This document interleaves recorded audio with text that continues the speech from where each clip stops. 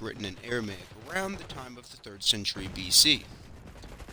The most intriguing term in the book that everybody loves to talk about is the term watcher.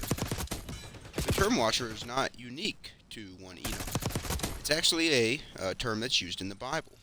Passages such as Daniel chapter 4 verses 13, verses 17, and verse 23 say watcher in reference to the holy ones, or some people like to refer to this as some kind of angelic being, which is not necessarily wrong, but that's too much for this video. I'll kind of get into what I mean here. In Daniel, they are painted as the good guys. A lot of times in the New Testament, we refer to angels as the good guys and demons as the bad guys. And that's something interesting that the New Testament does. But we see this term watcher used a lot in non-biblical literature as well. The story in 1 Enoch is about the watchers, and it's an extension of the Genesis chapter 6 verses 1 through 4, the sons of God that came into the daughters of men, as it says. 1 Enoch is giving more details of this divine rebellion of these sons of God. And if you were to ask any regular church-going Christian, why is the world the way it is? They'd usually respond with Genesis 3, the fall, the serpent being, and this is why the world is the way it is. This is what corrupted the world. However, ancient Christians and ancient Jews would have given a much different answer. They would refer more to Genesis 6 and Genesis 11 for why the world is the way it is. And this divine sons of God, according to Enoch, come down on Mount Hermon. 1 Enoch heavily influenced Peter's epistle and Jude's epistle, with the watchers as the backdrop of some of their information, particularly 2 Peter chapter 2 verses 1 through 10 and Jude 5 through 7 quote verbatim 1 Enoch.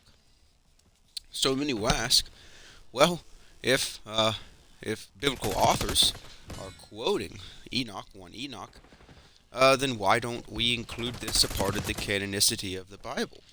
Well, there's a few reasons. First, the book does not necessarily need to be a part of the Bible to be important. It doesn't need to be inspired for us to learn from it. That's just kind of a caveat there.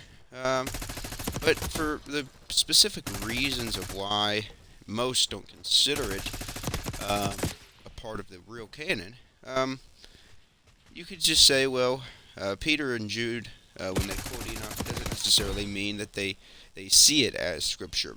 An example of this is Paul quotes Aristotle in Galatians 5:23. In Acts 17, he quotes Herodotus. So, should we then think that Aristotle and other Greek writers and philosophers are therefore inspired by the God of Israel as well, because Paul quotes them? I mean, not necessarily. They use references to help them make their points. So it may be the same with 1 Enoch. They may not have seen it as particular scripture, but it was still important for them to make a point, because when First Peter and Jude were being written, this was a day Second Temple Judaism of this time, where books like 1 Enoch were still very influential.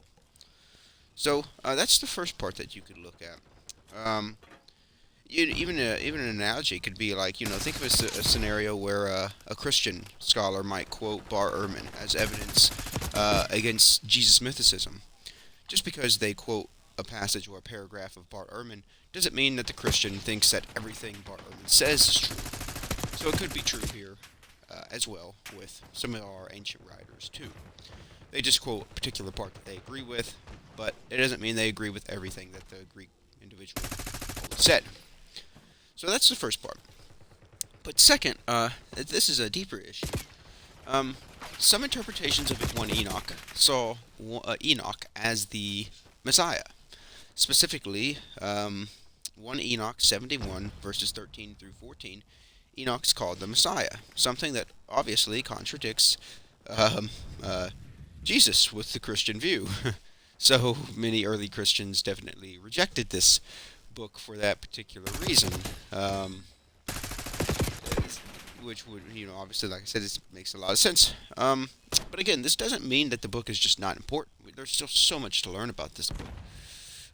Because again, it gives us more of an understanding of the divine realm, the spiritual realm of these things, and like the way that Paul uses Adam as the second Christ, the second Jesus, or the first Jesus, I mean it as. It appears that Peter is using Enoch as a typological understanding of Jesus. Now, obviously, Enoch did not write one Enoch. Enoch would have lived much, much earlier. But whoever wrote it definitely had a clear understanding of some Jewish ideas for sure. This was a knowledgeable Jew, whoever wrote one Enoch, for sure. Somebody that was deeply invested into the Jewish ideology. Um, but these are the kind of things that are just really, I think, it just gives you so much more context into the understanding of the divine realm, and that's why it's so important today to get us to better understand all of those things. But thank you all for watching. Like and subscribe for more content like this.